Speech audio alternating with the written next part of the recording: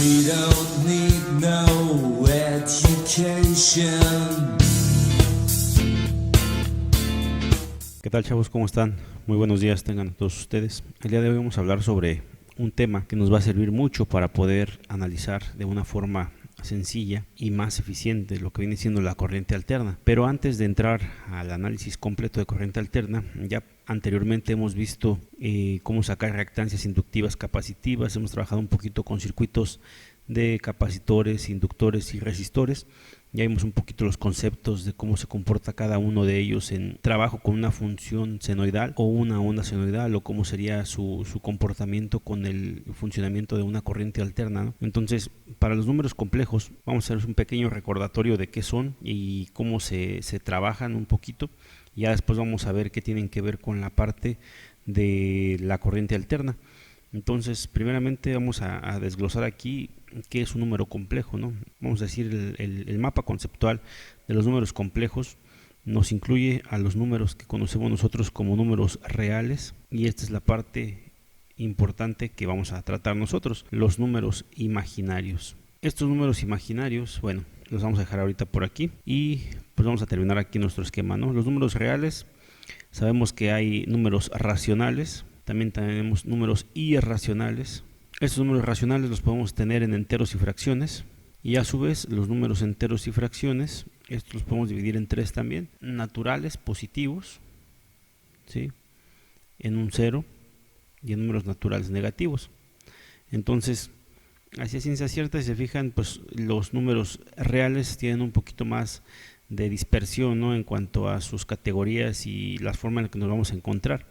Los números imaginarios, ¿qué son y cómo surgen? Los números imaginarios surgen de una necesidad. Nosotros, al momento de hablar de corrientes y voltajes, sabemos que hay números negativos o corrientes negativas, o de repente en los resultados que nos arrojan las operaciones nos da números negativos. Tenemos una onda senoidal que tiene parte de ciclo positivo y parte de ciclo negativo. Entonces, los números imaginarios, que son los que vamos a empezar a observar aquí, surgen de la necesidad de tratar de dar solución a las siguientes operaciones. Por ejemplo, si yo tengo la raíz cuadrada de menos 1, sabemos que esa operación no se puede realizar, ¿sí?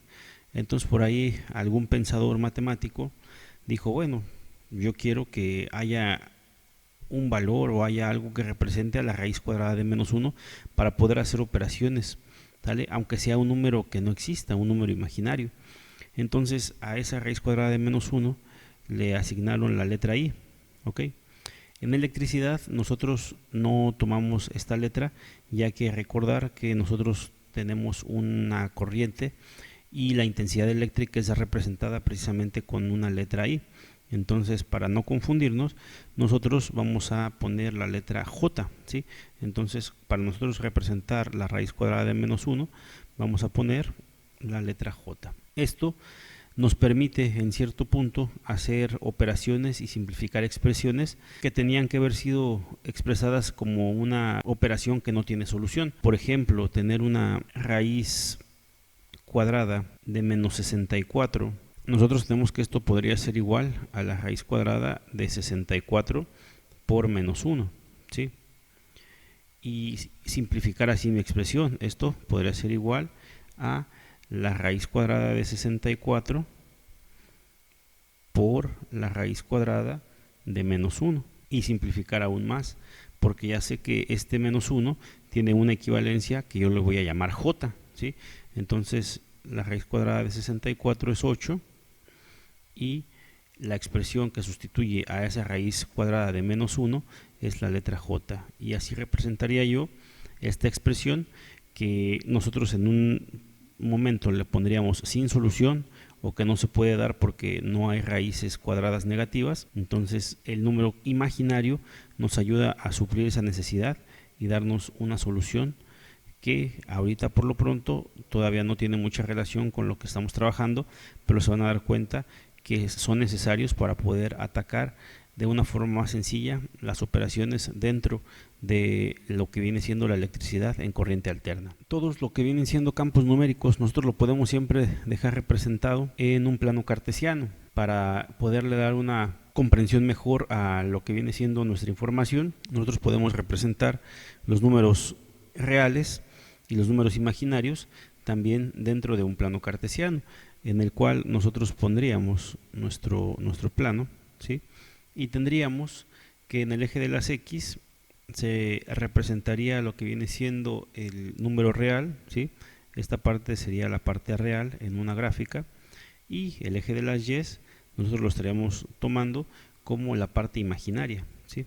Entonces nosotros podemos tener algo que podamos graficar, por ejemplo aquí 1, 2, 3, 4, 5. Vamos a poner aquí 5 unidades en número real y vamos a poner 1, 2, 3, 4, 5, 6, hasta arriba, vamos hasta arriba. Y tendríamos nuestras 6 unidades en la parte imaginaria. Ahora nosotros de aquí pues podemos trazar un punto, ¿sí?, de intersección entre los dos a fin de formar una coordenada. Esa coordenada tiene, obviamente, pues como normalmente lo trabajamos en un sistema cartesiano o en un sistema de coordenadas, pues 2 puntos que graficar. Nada más que en este punto nosotros representaríamos la X como el número real, coma, y la parte imaginaria que vendría acompañada de un 6J. Entonces ese sería mi punto que estaría yo ahorita representando en este plano que trabaja con el eje real y con el eje imaginario. Hay varias formas de expresión para los números complejos, ¿sí?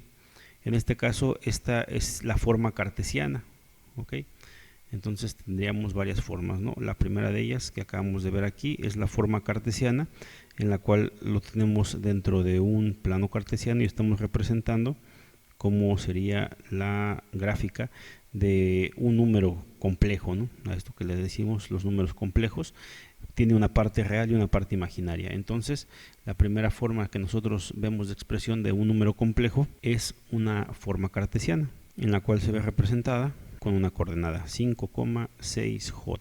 Ahora también tenemos otra forma de representarlo, que sería una forma rectangular. La forma rectangular, también conocida como binómica, nos permite representar este número complejo en forma de una operación de un binomio, ¿sí?, que nos quedaría en este caso 5 más 6J. Es otra forma en la que nosotros podemos encontrar a los números complejos y representarnos. Y hay una tercera, que nosotros tendríamos aquí una forma polar. Esta tercera tiene que ver con la parte real y la parte imaginaria, que en este caso sea representada por un ángulo, ¿sí?, un número polar. En este caso lo representamos por un módulo. El módulo nosotros lo podemos representar en este caso con la letra o con la recta que nosotros graficamos aquí, del origen al punto graficado, y eso nosotros lo podemos denominar módulo o representar con la letra M. El módulo es parte de la coordenada polar que nosotros vamos a obtener aquí. Entonces una coordenada polar es representada por un módulo y un ángulo, ¿sí?, en este caso un ángulo teta. Para este caso nosotros tendríamos que esta coordenada 5,6 tiene un módulo de 7.8102 y tiene un ángulo de 50.1994 grados. Ahora vamos a repasar un poquito cómo logramos llegar a ese punto para poder llegar de una rectangular a una polar y de una polar a una rectangular. Primeramente, la forma más sencilla de encontrar el módulo es aplicar el teorema de Pitágoras, y en ese teorema de Pitágoras pues básicamente nosotros aquí tenemos formado un triángulo rectángulo, ¿sí?, en el cual podemos aplicar nuestro teorema de Pitágoras y determinar cuál es el valor del módulo. Entonces así lo hacemos para determinar nuestra M o nuestro módulo, y pues formando nuestro triángulo tenemos que el triángulo en un lado mide lo que vienen siendo 5 unidades y en el otro mide 6, ¿sí? Entonces en este caso estamos buscando nuestro módulo. Nos dice que el teorema de Pitágoras, que la hipotenusa es igual a la raíz cuadrada de la suma del cuadrado de los catetos. Entonces sería 5 al cuadrado más 6 al cuadrado, nos da como resultado esa m, ¿no? Entonces aquí tendríamos m es igual a la raíz cuadrada de 25 más 36, m es igual a la raíz cuadrada de 61, y la raíz cuadrada de 61 ya la tenemos aquí como resultado, es igual a 7.8102, ¿no? De ahí salió nuestra m que habíamos colocado anteriormente. Entonces, una vez que ya tenemos nuestra m, el siguiente paso sería obtener lo que viene siendo nuestro ángulo. En este caso, el ángulo lo tenemos representado o lo tenemos ubicado en esta sección, ¿sí?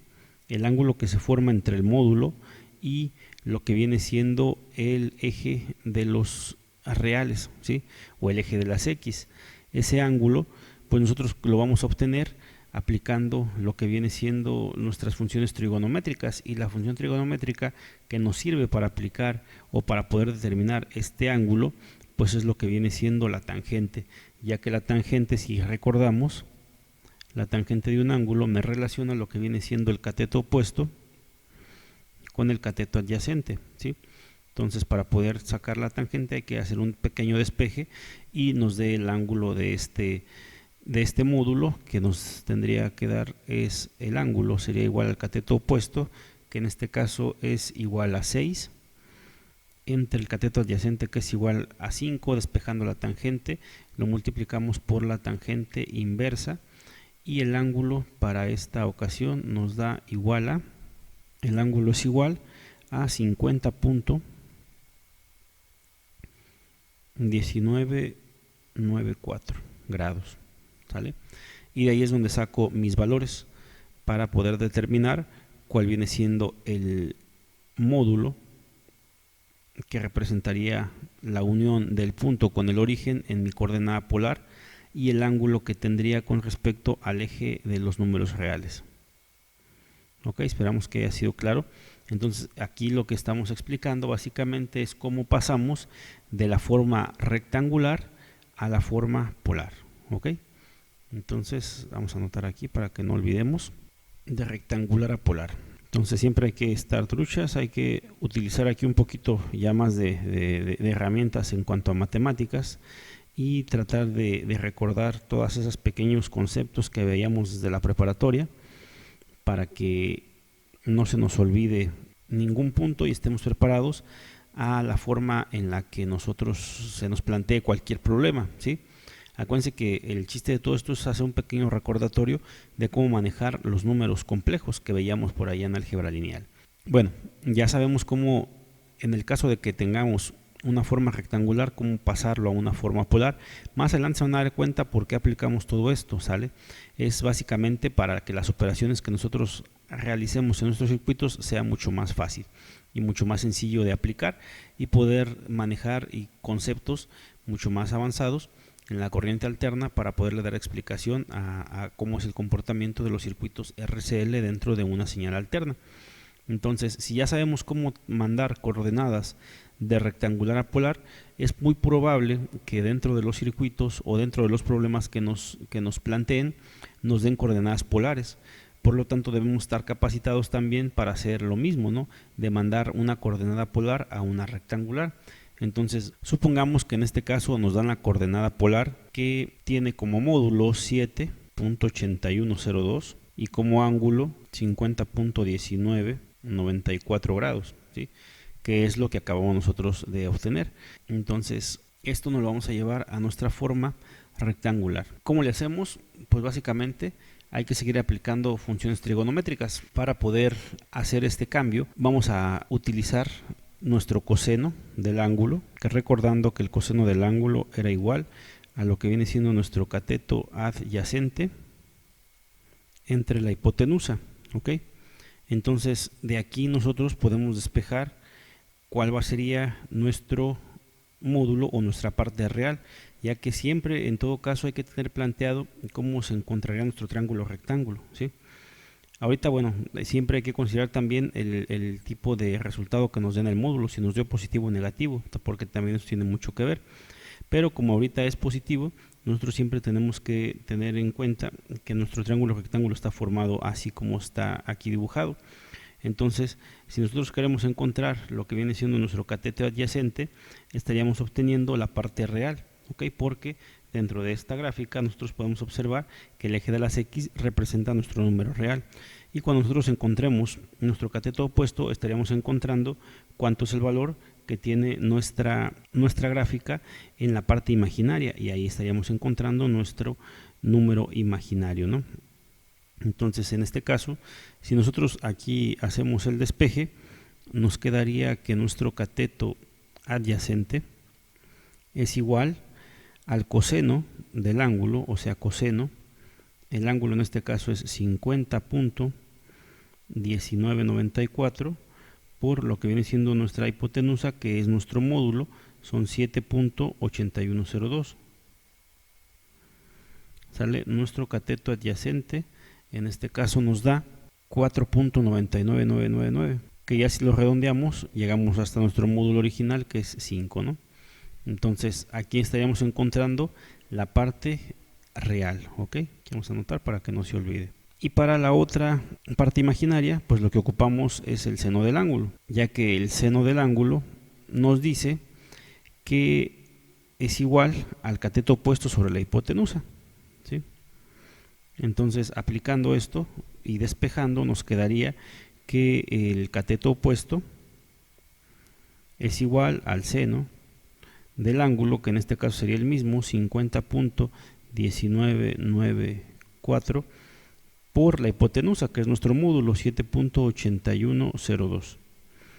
Solucionamos y nos da que el cateto opuesto viene siendo igual a los 5.99999.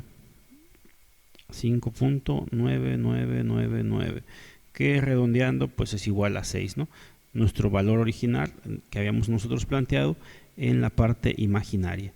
Ok, obviamente nos da esa variación pues porque cuando nosotros sacamos del resultado lo que viene siendo los módulos y el ángulo, pues no tomamos en cuenta todos los decimales. Es por eso que se alejó un poquito, muy poquito realmente del valor, pero se puede aplicar el redondeo y llegar a tener el número original, ¿no?, que ya calculamos. Entonces, en esta parte es como nosotros, cuando nos den un número imaginario expresado en una forma polar y tengamos la necesidad de llevarlo a la parte rectangular, vamos a ocupar las funciones trigonométricas de coseno y seno, y así podemos llegar más fácil a la representación de nuestro número imaginario en la forma rectangular o en lo que viene siendo la forma del plano cartesiano, ¿no? Pero siempre recordar que depende de estar planteando cómo está ubicado nuestro módulo, ¿sí? En este caso el módulo fue positivo y teníamos esta gráfica, y nosotros sabemos que al momento de representar con ese módulo y ese ángulo lo que viene siendo el coseno, íbamos a encontrar nuestra parte real, y al momento de aplicar la función trigonométrica del seno íbamos a encontrar nuestra parte imaginaria. Espero que hasta aquí vaya todo claro y vayamos entendiendo el concepto, o más bien recordando, ¿no?, un poquito, porque se supone que esto ya lo deberíamos de traer, pero para no perder mucho tiempo y seguir avanzando en la clase, estamos haciendo este pequeño recordatorio de los números reales. Entonces, por aquí les dejo estas anotaciones. Recordar que aquí lo que hicimos fue hacer la conversión de coordenadas polares. Aquí nos fuimos de polar a rectangular. Ok, entonces para continuar con la clase vamos a trabajar un poquito en recordar cómo se hacían las operaciones básicas de suma, resta, multiplicación y división con números complejos, ¿sí?, para poder aplicarlo ya a problemas posteriormente que tengan que ver con la corriente alterna. Las operaciones básicas con los números complejos pues son suma, resta, multiplicación y división. Espero que no sea muy difícil de comprender, y esto es algo que ya nomás es un repaso que ya vieron, entonces lo vamos a ver así por encimita.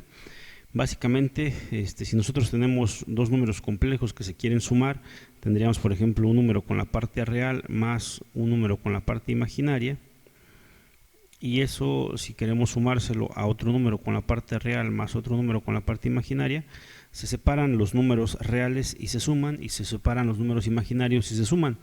Entonces esto sería igual a tener A más C, que son las partes reales, y a esto le sumamos la parte imaginaria, que sería nuestra B imaginario más nuestra D imaginaria. Entonces, para que no se nos olvide este planteamiento, ¿no? Por ejemplo, así rapidito, para hacer un pequeño recordatorio, si yo tuviera 5 más 8J más 7 más 5j. Lo que tendría que hacer aquí pues es separar nuestras partes reales y decir 5 más 7 más lo que viene siendo 8j más 5j. 5 más 7 es igual a 12, más 8 más j es igual a 13j. Ok, este sería mi resultado de esta operación, en el cual tengo dos números imaginarios, ok, o dos números complejos.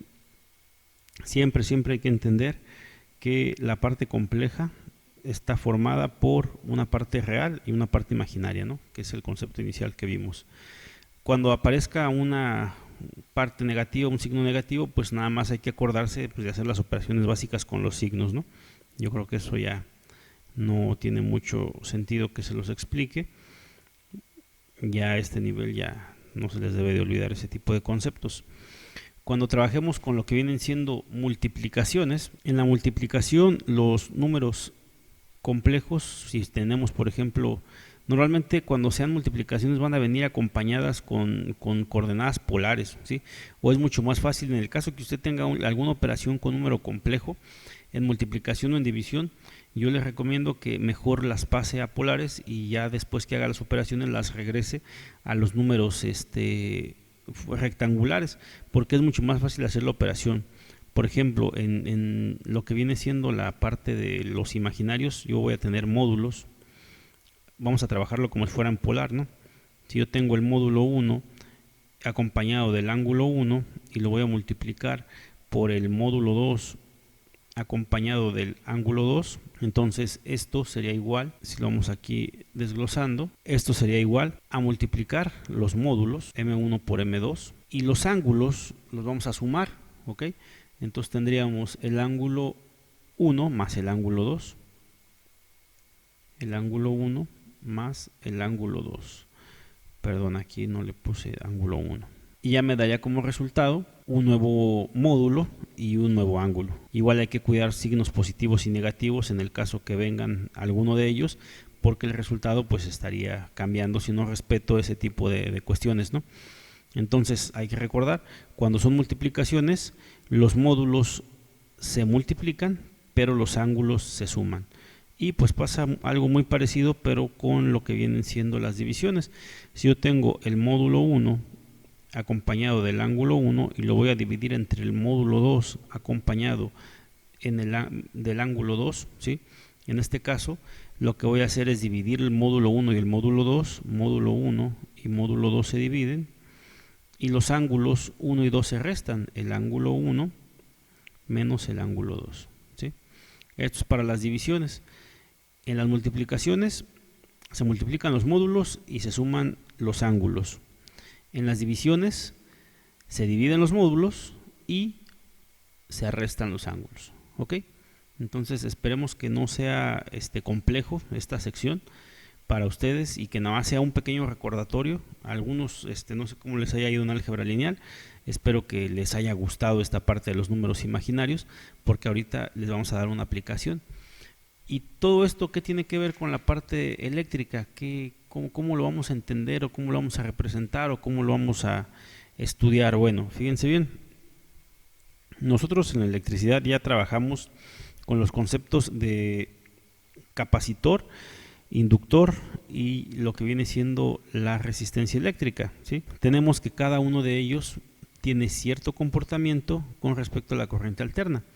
Si nosotros recordamos que la resistencia lo que me generaba era que trabajaba de forma lineal, o sea que dentro de mi función senoidal la corriente y el voltaje siempre iban en fase. Entonces por eso se nos hace tan fácil trabajar las resistencias, ¿sí? Porque esta no impacta a la señal senoidal y no logra hacer ningún desfasamiento ni en el voltaje ni en lo que viene siendo la corriente. Pero las otras dos, ya lo habíamos trabajado, sí nos provocan un desfasamiento. La corriente se atrasa con una inductancia y se adelanta con una capacitancia. Entonces eso a nosotros nos causa conflicto en el momento de trabajar ya con las operaciones y pues obviamente el objetivo de todo esto es llegar a un valor de impedancia, ¿no? Que ya lo habíamos trabajado antes. La impedancia es cuando ya obtenemos, como quien dice, la resistencia total del circuito, nada más que ya no se le llama resistencia total, se llama impedancia, porque estamos trabajando con valores inductivos, capacitivos y resistivos, ¿sí? Acuérdense que nosotros calculábamos, bueno, tenemos el inductor y tenemos el capacitor, ¿no? Acuérdense que este era un desfasamiento a la corriente, entonces teníamos nuestra señal y pues obviamente se desfasaba, ¿no? Entonces aquí se atrasaba, más o menos así, y luego teníamos la otra que lo que hacía era adelantarse, ¿no? Esta se adelantaba con respecto a lo que viene siendo nuestro voltaje, 90 grados, ¿no? También. Ahorita así de volada para explicar, si no, nos tardamos mucho. Ahora fíjense bien, con respecto a la parte de la gráfica, en el plano cartesiano, nosotros siempre vamos a representar esto de esta forma, ¿sí? En la que siempre el eje de las X va a representar a los números reales, pero dentro de lo que viene siendo el eje de las Y tenemos los números complejos, y aquí vamos a aprovechar para poder hacer la representación de estos dos efectos. Esto va a depender de en dónde lo vayamos a expresar, ¿no? En la corriente, en el voltaje o en la potencia. Cada una de las gráficas va variando, pero ahorita la general es que aquí es donde vamos a encontrar a la reactancia inductiva representada obviamente en la parte imaginaria, y acá de este lado, en la parte negativa, encontramos a la reactancia capacitiva y igual acompañada de su número imaginario. Hay que recordar que el objetivo de todo esto es llegar a una impedancia en la cual nosotros podamos resumir nuestro circuito de la siguiente forma. Aquí es donde estaríamos trabajando con la diferencia de estas dos, de la reactancia inductiva y la reactancia capacitiva, y acá estaríamos trabajando con la parte real, y esto pues obviamente aquí tendríamos que sacar una intersección al final de todo esto. Esa intersección que nosotros encontramos aquí es a lo que le llamamos Z o impedancia, y aquí nosotros vamos a encontrar un ángulo, ¿okay? Que ya habíamos hablado anteriormente de él. Este ángulo que representa en la energía o en la corriente eléctrica o en la corriente alterna, este ángulo es nuestro ángulo de desfasamiento. Entonces aquí empieza a tener un poquito más de sentido el aplicar los números imaginarios o los números complejos dentro de un sistema eléctrico para poder hacer operaciones. Entonces ahorita, en lo que viene de algunos temas, vamos nosotros a encontrar reactancias, como ya lo sabemos hacer, ¿sí? Encontramos reactancias inductivas, reactancias capacitivas, pero ahora esas reactancias inductivas y capacitivas nos van a servir para poder trabajar en una forma compleja nuestras operaciones en corriente alterna y poder encontrar estos ángulos y estas impedancias o estos módulos a los cuales les llamamos impedancias o zetas, y que nos van a definir varios conceptos dentro de lo que viene siendo la corriente alterna. ¿Ok? Entonces hasta aquí espero que haya sido grato y haya sido pues comprensible este tema, un pequeño recordatorio de números complejos, y estaremos dándole continuidad al tema y aplicándolo y desglosándolo dentro de un sistema de corriente alterna. Sale, saludos a todos y espero que estén muy bien.